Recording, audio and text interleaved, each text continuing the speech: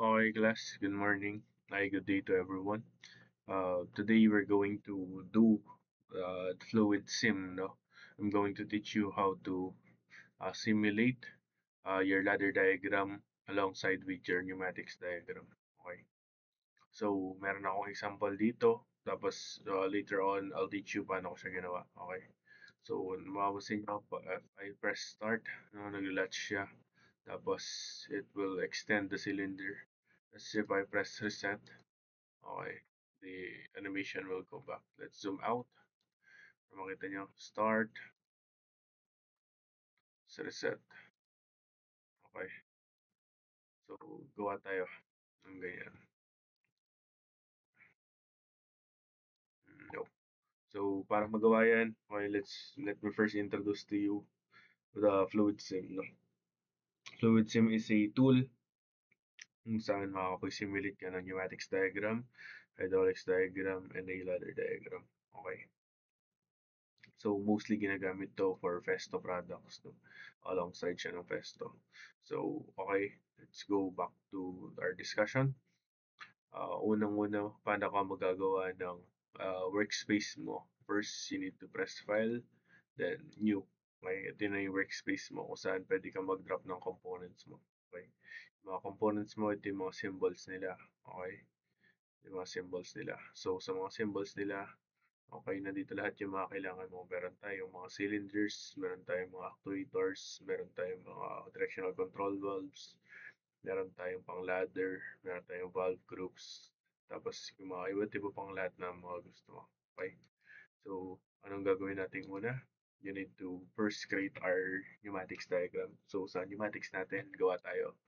Unang-una muna, syempre kailangan natin ng compressor. Okay? Or yung compressed air natin. Okay? So, next one, we have our double acting cylinder. Nakita nyo sa may actuators. Ang gagawin nyo lang, okay, para makita nyo, uh, choose the symbol ng kailangan nyo. Tapos press it, then you drag it. Okay? Ganun lang kadali. Next one, para makontrol natin tong actuator natin. Okay? You can zoom in here. Para makontrol natin yan, we need our directional control valve. Okay? Or our solenoid. Diba? So, para dito, gamit tayo ng five-way two positions na valve. Okay? So, kagaya nung nasa discussion natin, connect natin ang compressor natin sa ating inlet. Okay? Sa inlet. Ngayon, out sa mga outlet ports naman natin, let's connect our uh, outlet ports to the cylinder, the double acting cylinder. So, first one, then second one. Okay. So sa pangatlo, sa panglima, at sa pangatlo, gawin natin sila mga silencer. Ito naman yung mga exhaust ports natin. Okay. Now, after doing your uh, pneumatics diagram, no, you can actually start to simulate na agad yan. Okay. Paano ba gawin yung simulation? Nakita niyo dito, meron ditong start. No? Pwede nyo pindutin yung start para makita nyo. So, kapag in-start mo yan, pwede mong i-press yung pneumatics natin dito manually sa positions niya para mag-change siya ng positions. Makita? Ayan. Pag change yung position, makikita natin na ito yung compressed air natin. Pumapasok dito sa 1 going through 4.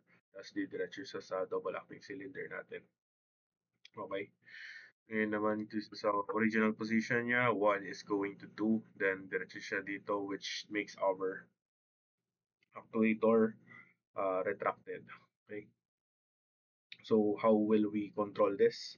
Let's first create our ladder diagram. Okay.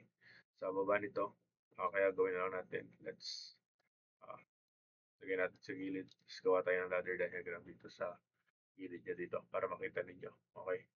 So sa ladder diagram natin, syempre kailangan natin ng source natin. Okay. Meron tayo dito 24 volts. Lagay mo dito. Tapos meron tayo dito 0 volts. Okay. So after doing that, what you can do actually is to first set your buttons. No? So sa buttons natin, kagaya na pinapagamit ko sa inyo, dalawa lagi. No? Kailangan natin ng reset, kailangan din natin ng start. Okay? So sa reset natin, maglagay muna tayo dito ng reset button natin. Okay? This is the push button that normally close. Okay? Tapos maglagay dito tayo ng push button na normally open natin. So sa normally open tsaka normally closed na push button natin, meron na tayong start and reset. Nakuha. So now we need to first put our relay para makita natin. Okay? Sa relay natin, meron tayo ditong relay natin nakasunod dito. Kung mapapansin nyo sa may mga components natin, meron tayong relay na ladder. Okay. Kunin nyo lang, no? Press, then drag. Okay. Ngayon, meron na tayong relay na ladder. Paano natin sila i-connect? Ang gawin ninyo, dito nyo, kapag tinapat ko yung cursor ko dito, nag-green siya. Tapos, pwede nyo siyang linyahin. Connect to, yan. Press, tapos connect lang. Yan, press, connect, press, and connect.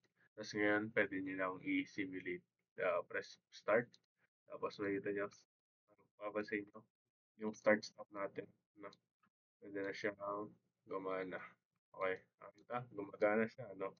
Ngayon, dahil gumagana siya, may linya siya. Ayan, no? Active. Pag nagpula, no? Active yan. Okay. Ang gagawin natin is kailangan nagla-latching siya. So, paano ba yung latching natin? Hindi ka makakagawa kapag hindi naka-stop yung simulation mo. So, stop muna natin yung simulation natin. Ngayon, ang gagawin natin, gawa tayo ng latching nito. Okay, paano natin yung latching nito? Gawa tayo ng make switch natin sa ladder natin or gagawa tayo ng contact natin. So, ang gagawin mo is kunin mo tong make switch natin, no?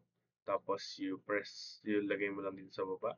Tapos ang gagawin mo para makonect mo yan, para makagawa ka ng normally open na contact is what you're going to do is you uh, put it in the open end. Tapos dito lang sa may linya hanggang mag-green yung linya, mapapansin mo. Okay, linya, tapos linya lang ulit. Nakuha. Ngayon, makita natin, meron na tayo dito. Make switch natin dito. You can rename this, no? Ito yung sikreto talaga ng Fluid Sim. Kailangan maayos yung naming mo, tsaka yung description mo ng mga components mo para magkatagpo-tagpo sila. For example, ito muna. Paano ba tayo mag-rename? Ang gagawin mo lang, press mo tong component mo, tapos double press mo siya. Okay, label na natin. This will be our start. Then this will be our reset. This will be our ano ito? Relay. Okay, relay 1. Then this also will be our pang-latch natin. Kailangan natin ng relay 1 din dito. Nakuha. Ngayon, nakita nyo, after putting our relay 1, pinagpares ko lang sila, nagkaroon ng open contact dito. Makita? So, ano mangyari if we press start? Mapapansin nyo, magkakaroon na ng latching. Di ba? At siya nagkaroon ng latching kasi na-bypass na yung sa ano natin, sa power natin. So, kahit hindi na i-hold ng matagal yung start is magla-latch na yan. Nakuha? Okay. So, after that, after doing that, after resetting, what you can do actually is to create your solenoid na. So, how do we create our solenoid? So, itong DCB natin na to, no? This is actually a DCB pa lang na pneumatically, na manually controlled, no? Kumbaga wala pa siyang IC or wala pa siyang solenoid na nasa taas na para mag-control. So, how will we control this? We can control this or attach a solenoid here by uh, double clicking. So, sa double click natin, makakonfigure natin yung laman niya. So, sa left actuation natin, meaning dito sa part na to, no, sa left niya, is dito mo pwedeng ilagay kung ano yung para mag-press siya to the right. Nakuha. So, kung sa right naman yan kanina, mag-press siya to the right. Nakuha. So, left para mag-press siya going to the right, tapos yung right natin going to left. Ay, ganun. Ay, pa ganun. Kaya no, pa right nga. Ay, pa left siya, papunta ganun. Nakuha. Kasi baka mamaya nag-originate siya dito sa position na to. Nakuha. So, let's do it na. Sa left actuation natin, gawa tayo ng, meron tayong tatlo dito. Merong manually, merong mechanically, merong electrically. Sa manually natin, meron siya mga levers, no? Levers kasi yan. Sa manually din natin, meron siya mga bypass or mga buttons. And also, meron siyang iba't ibang klase ng pang-actuate in terms of manually. So what we're going to do since electro-pneumatics tayo is have our solenoid. This is the symbol for solenoid. So mapapansin nyo, ganyan yung magiging itsura niya. Tapos sa right actuation natin, we want it to be spring-loaded. No? So paano natin magpapa-spring loaded yan? Ito makikita nyo, meron dito ang spring return. Nakuha. So mapapansin nyo, ito na yung magiging itsura niya. So okay natin, mapapansin nyo, meron na tayong solenoid na spring loaded. Nakita. So yung solenoid natin, meron na siyang spring load dito sa dulo para bumalik yung sa position niya. Nakuha. So after doing that, let's create this. This will be our DCB1. No? So meron tayong DCB1. Gawa tayo ng bulb natin dito. No? Ito yung bulb natin or bulb solenoid natin. So sa bulb solenoid natin, this will be powered by the relay. So what we're going to do is lagay natin dito. Tapos ilagay natin dito sa may ladder natin.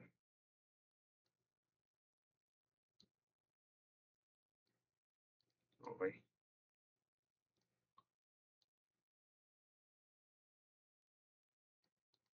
Ayan.